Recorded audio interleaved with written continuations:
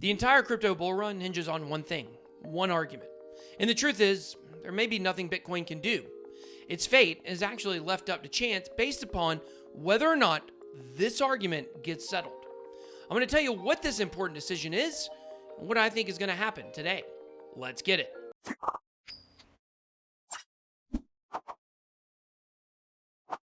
Welcome to BitBoyCrypto News Edition.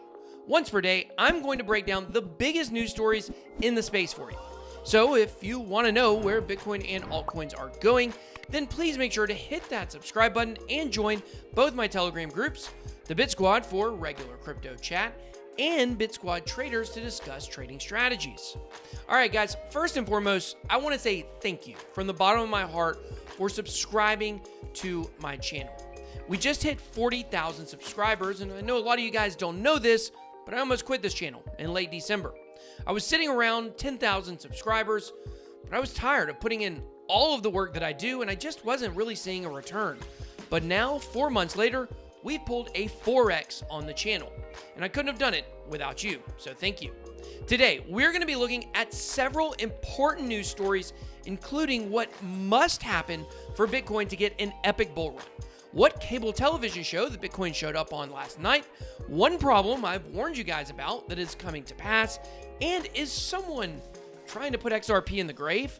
We've got a very super interesting show for you today. All right, guys, I have the daily chart pulled up here on TradingView, going by the Bybit perpetual contracts chart. And as you guys can see here on the daily chart, we're definitely still in a solid uptrend. However, I do want to point out here that as you guys can see here, we're in a very tight range. I mean, the last two daily candles, it just shows really how tight the price has been.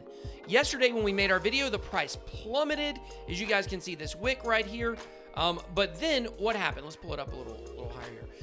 This wick right here, but what happened? It bounced right back up into this range. And so today we've pretty much been really tight all day long. I do have a long in right now. I've been long since I think about 87.70. Now, when you look back at this chart, what you'll kind of see is when you have days like the last 2 days that are pretty much, there was a lot of price movement yesterday. However, where it finished, where it started and where it finished today, where it started and closed, was a very, very, very tight range. So when you look back at the chart over the last month and you look and you see days like that, what happens? You get big movement right after that. You're always going to have big movement after a really, really tight range. So we're probably going to go up really hard or down really hard. I think that we're going to go up personally. Now, if you ever do want to trade, you can check out my link on Bybit, bybit.bitboy.live. And you can get set up there with leverage trading if that's something you're interested in. If you do, make sure you head on over to our trading group so we can help you out. Okay, guys, so a quick look at the market here. You'll see Bitcoin up 1%. We have Ethereum up 1%, XRP up less than 2%. The only big gainer in the top 20 is going to be Tron with 5% gain. Now, what am I interpreting here? Well, we're not having altcoin season. So we've seen Bitcoin pump. We haven't really seen the altcoins come up with it. This is Bitcoin's time to shine. However, I do feel like that before Bitcoin actually goes through the halving in 10 days, 9 days, 10 days, whatever it is now, I do believe 8 days actually. Wow, it's getting really close. I do believe that we will see one altcoin pump leading up to that. Not sure if it'll be tomorrow or the next day, but it would probably be relatively soon. So that's something I'm watching out for. All right, guys, shocking news. Shocking news. Even though after the first two halvings, Bitcoin did drop in price, CoinDesk is now reporting that Bitcoin price may drop also after the third halving. It's groundbreaking. I know. I don't know how they come up with this incredible reporting. How can Cointelegraph and CoinDesk write the same article a million times? I've seen this article 7,000 times. I understand if you're brand new to crypto, this is your first video you've watched, or maybe your third or fourth or something like that. But for most of us that have been in here for any amount of time, we all know this. When Bitcoin goes through the halving, there is a shock, a price shock that does happen immediately following. It's been as low as 38%, it's been 10%, but it certainly will drop. It's kind of the same idea of like buy the rumor, sell the news. We want to buy the halving when it actually happens. We want to jump out, tether, whatever the case may be. I'm probably not going to do that except in my leverage trades, obviously. But when my stack, I'm not really, I don't care. The price will drop 30%, whatever. It's going to come back up in a couple months. So with the exception of what I'm actively trading, I'm not really too worried about this, but just be aware this is going to happen. The real question is what's going to happen long term. And I found this article by Clem Chambers, and it is extremely fascinating. And there's an argument to be made in the world of Bitcoin, just in economics in general. And this is the determining factor on how successful Bitcoin will be in this bull run and how successful Bitcoin will be long term. Why the results of Bitcoin's halving may be different this time around. And this is what it boils down to, guys. There's a major fork in the economic road ahead. Is it deflation or inflation? So that's the argument. Deflation or inflation.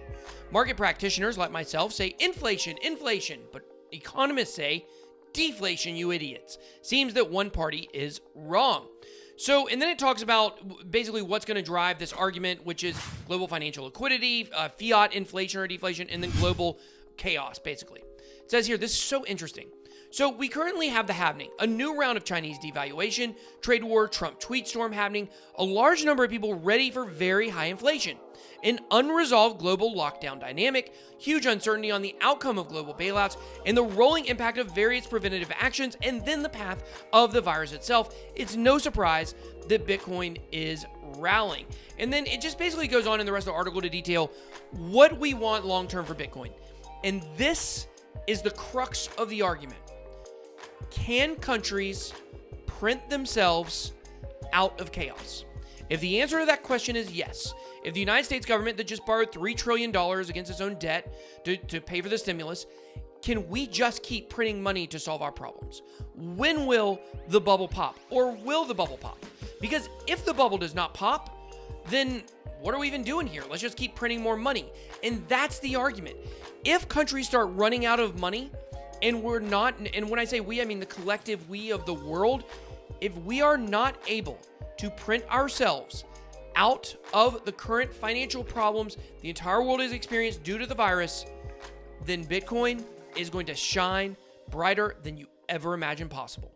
All right, guys, so Bitcoin was mentioned last night on a show on Showtime called Billions. Now, I'm actually getting ready to watch this episode with my wife here in just a little bit. It's one of our favorite shows, so I haven't actually watched it yet. But basically, there was a bust of a mining farm on the show. Now, here's what's really interesting, is that last night's episode, part of it wrote the episode based on some consultation with Ben Mesrick. He's actually the author of the book Bitcoin Billionaires about the Winklevoss twins, a fascinating book, highly recommended. I definitely love it. I don't even really read books, I'm going to be honest with you, but I did read that one, and it was really good. I read a lot of 140 character tweets. That's how I know who Ben Mesrick is. But the fact is, there may be more, guys. I'm not sure. One of the writers of the show said, hint, Ben Mesrick helped us write the season. So will we see more Bitcoin on the show? I know I'm fascinated to find out. I love the show. Can't wait to watch it here in just a little bit. Maybe I should have talked about this story a little bit earlier, but guys, this is what we want. Bitcoin transaction fees skyrocket as indicators show high network activity. People are coming back to Bitcoin. New people are coming to the space. They're sending transactions. They're buying Bitcoin. Now, what happens? We've talked about this before intensively. The fact is, when Bitcoin is on a run, the fees skyrocket. Now, what does this do? This means that when people want to send affordable transactions, they have to jump into altcoins like Ethereum or like Litecoin. And what happens?